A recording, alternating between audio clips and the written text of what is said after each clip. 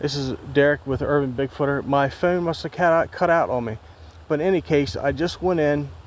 They took my bread pieces, which I put them on the log.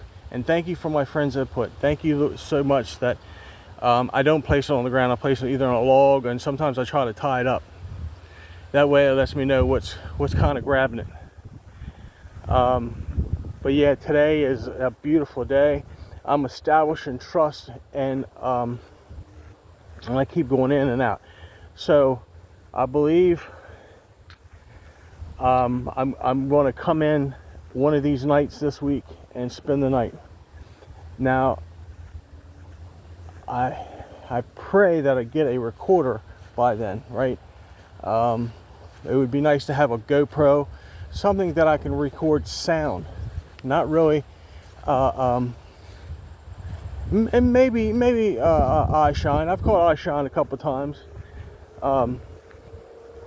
and one of the Bigfoots let me get real close to him at nighttime, and there was this high pressure sodium light coming from the parking lot, just shining over into the woods, and I was picking up his iShine, and he was real close to me.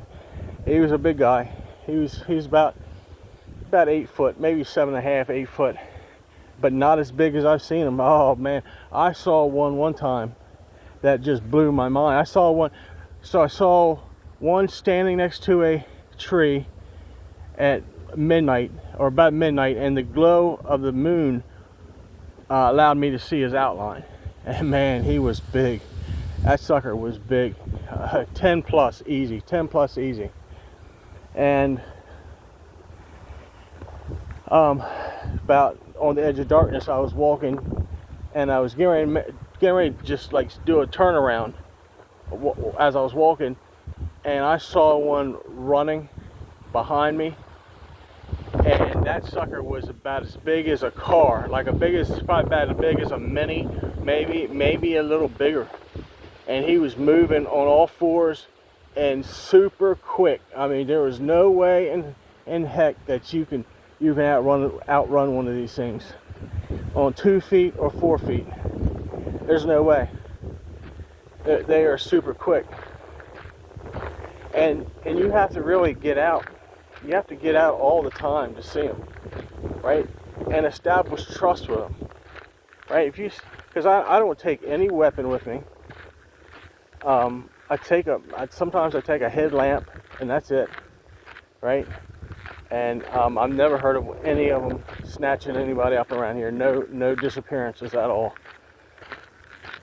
So these are urban Bigfoot, the Bigfoot that have integrated in with our society. They just keep out of sight. They keep out of our territory. They rather not be seen. But I guess because they know they're not going to be, the person's not going to believe.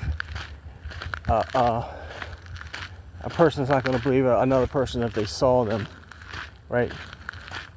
But it took me, oh gosh, a good 6 years before my kids and my wife would start believing me on these adventures. Because I mean, I would go every night, and I would come back with pictures, and a lot of times, hey guys, how you doing? Hola. And so I'd come back and with pictures and of breaks, bows, even came back with pictures of them. And it was only one time when my wife said, "Derek, I see a face here." I said, "Oh, you do? Where at?" And she pointed right to the one that was poking his head around the tree on me. I said, "You got it. That's a juvenile. It's a type 3 juvenile." And so a Bigfoot and a dogman can interbreed together, right? Because this makes a type 3, right? Because these guys had German Shepherd faces. Well, the alpha male had a German Shepherd face, and its child looked just like my Chihuahua in the face, but the eyes were like super wild. And I got a picture of 13 of them one time. It was amazing. I was so upset because nobody was believing me. They were making fun of me. So I was like, I'm going to get every picture I can. I started walking in this territory. Man, I was taking pictures of bows and brakes and all kinds of stuff. And I was just walking through, and all of a sudden I started hearing barking from this one area, right? And you know, whatever, you know, dogs in there. And this is when I was very early on in my research. And I just thought it was dogs barking, right? It sounded odd, but you know, I mean, who to say? I don't know what, you know, every dog sounds like. And so I started walking. Crows started circling my head because they use animals. They use crows. Crows are easy trained. But anyway, so I'm walking down, and so I'm walking down to this pinch point. There's Phragmite grass, which is tall grass, marsh grass, on my right, and honeysuckle on my left.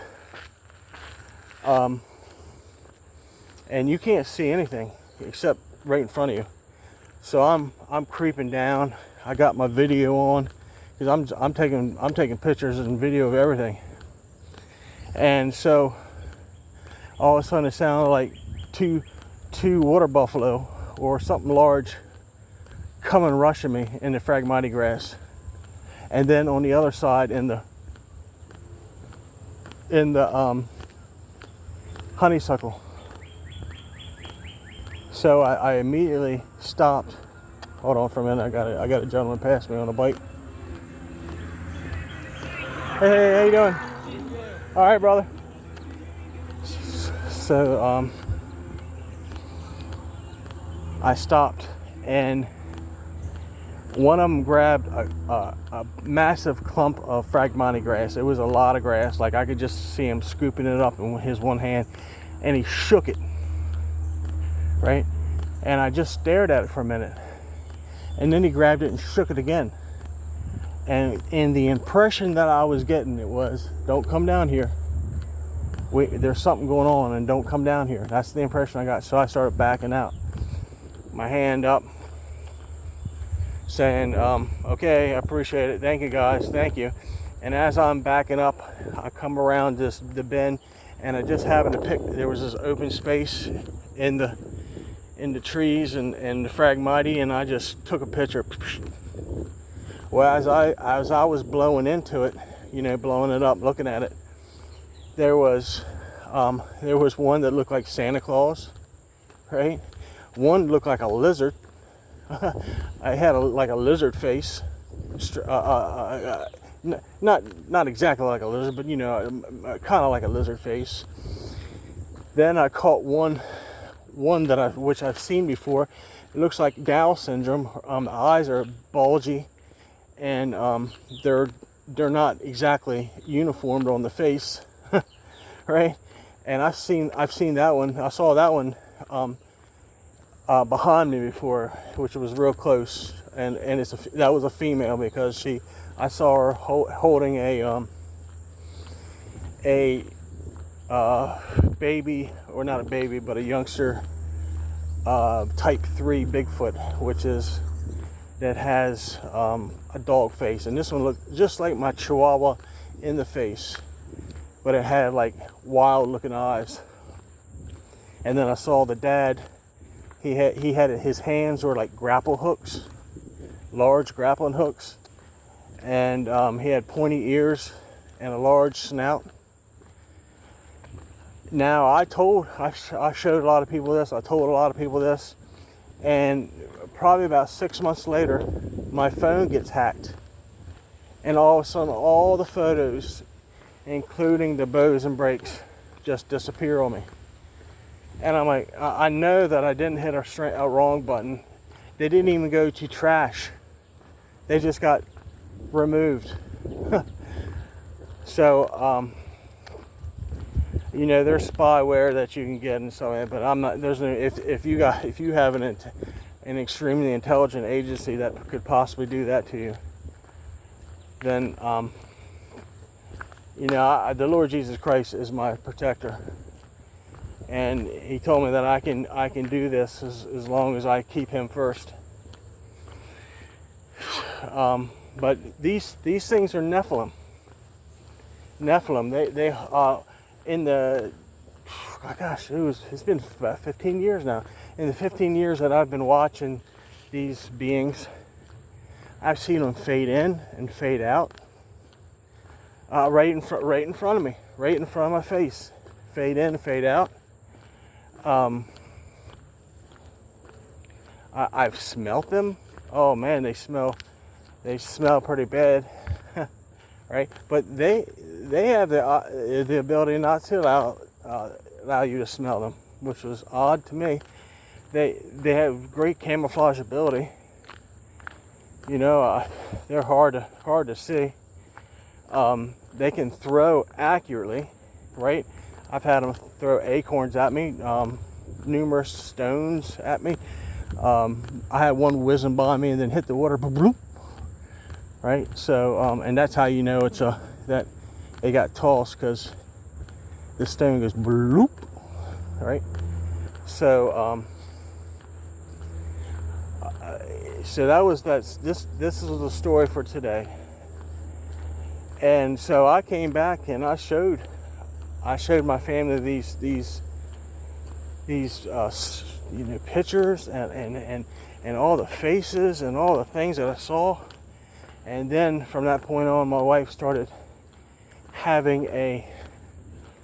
she started to come around, right? And so then they started, there was another group around my house, right? And they all, I guess they all see what I do, right? They all watch me, because they would sit out in the hedgerow and watch my sliding glass door, right? I've had them numerous times. Eye shine. I've taken the pictures of that. Taken the pictures of one of them standing in the hedgerow, and it was a juvenile, but this sucker was large. Man, I don't know how old he was, but there would be no way that I could tango with this guy. You know, this guy, I've seen him young, like at 3 to 4 feet, and there's no way I can tango with one of them that size. Knocked my legs out and beat me to death with his massive arms. No, but they're actually don't want any problems around here. They don't want any issues. And I tell you what, I went to Harper's Ferry one time. Actually twice.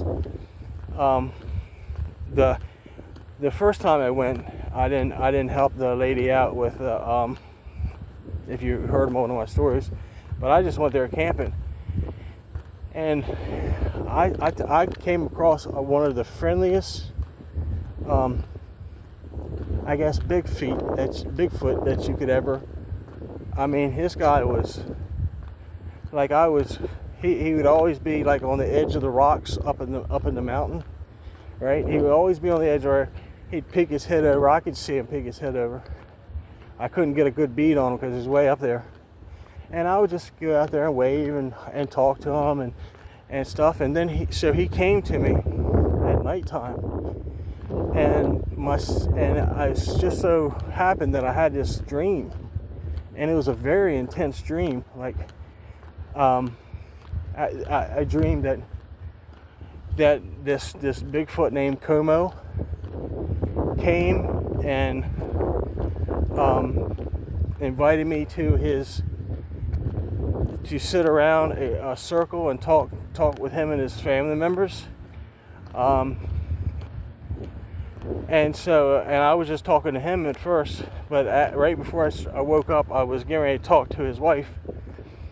But in any case, I was like, wow, man, I'm doing this so much, I gotta stop researching, because now I'm starting to dream about it. And so my sister goes, hey, Derek, did you hear those people walking around our tent last night? I was like, what people? I said, we're the only ones in here. She goes, yeah, I thought that was kind of weird too.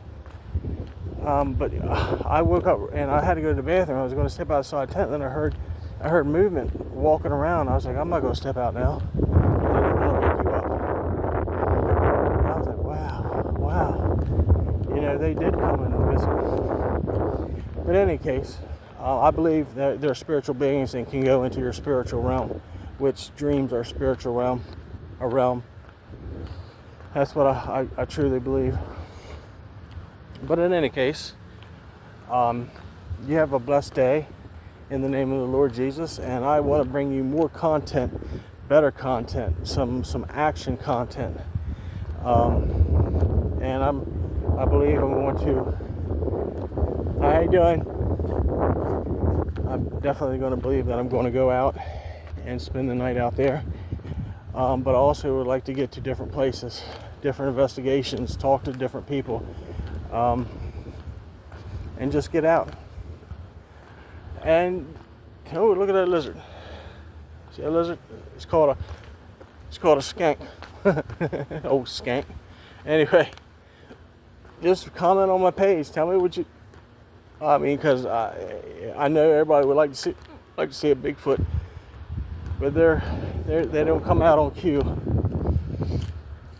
And especially when you're in a new area, you have to establish trust with them. All right. And anybody can do this. Anybody can do this. Go to your local park, okay? Your park that has woods, like your state park. Look at that. I see this feather. That's how God and I communicate with each other. I asked him, Lord, show me if I'm going on the right path, and he would send me a feather like this every single time. And look, I got one. I got another one. So I'm going on the right path. And so, but yeah, anybody can have these interactions. You know what I mean? And I'm going to take it further. You know what I mean? I'm going to take it further, and I'm going to show you what can be done. Right? You know, the best time is at night, because it's the, I guess the scariest. Not really for me, because I'm not really scared of the dark. But, and we shall see. All right, if anybody watching this has a used GoPro that is reasonably priced, please send me a link or something like that, and I'll try to come up with the finances to get it, to buy it. But I'm telling you, if I had a GoPro with a long battery life and sound, and when I go at nighttime, I definitely would get a lot of sound. I've been screamed at 3 times, and had some kind of weird kind of like monkey noises. Anyway, may the Lord Jesus Christ bless you, and have a good day.